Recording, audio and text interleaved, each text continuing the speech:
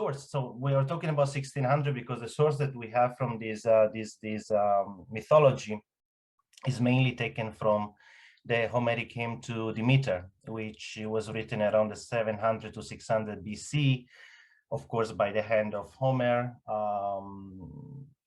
But again, as I mentioned at the beginning, as I talk about Demeter, we had in Crete, in the Minoan civilization, as you can see it on the screen, you see the goddess of Knossos, Crete, and you see this goddess is much, much older than what we know as Demeter, but is thought to be exactly the same goddess. In fact, if you see Demeter depicted at the temple of Eleusis, she's not only holding the wheat, which is the symbol of Demeter, the symbol of fertility, the symbol of what Demeter is known for, but she's also holding, you see she has the two snakes on her hands.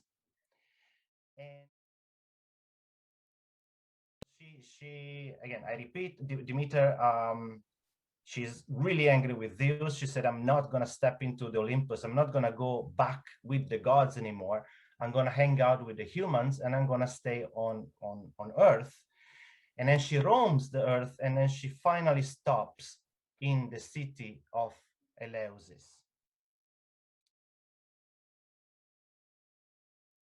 So before the preparation, before the ritual, as we say, they bring the object from Eleusis to Athens through the sacred way, the Hieros Odos.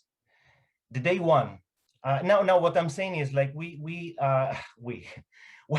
a lot of archaeologists, scholars, philosophers, a lot of people try to put these things together, but there is still a lot of speculation about it. Okay, so it's this information are taken from a lot of studies, but nothing can be confirmed 100%, but it's getting closer to it. So consciousness, whether you drink or not something hallucinogenic, I think. So if they did use hallucinogenic, it was just enhancing the altered state of consciousness of the ritual. Mm. And interesting thing is that the term psychedelic, what we call hallucinogenic, we call psychedelic.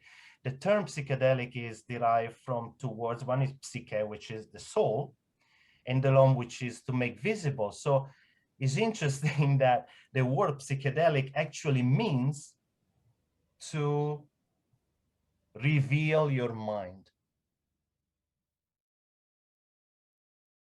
Very much related. Of course, we are talking about a ritual for fertility.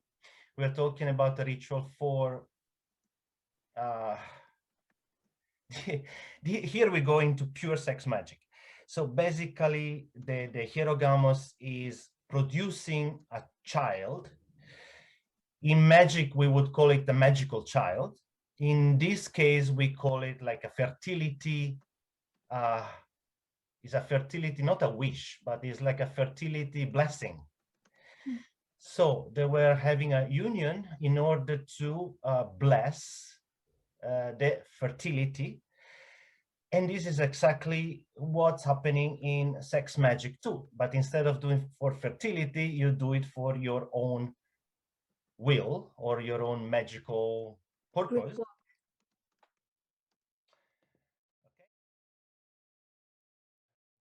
The whole initiation is like when you are initiate, you have to give up your old self. So you go through death and rebirth. So you die for what you were and you are born again into something different.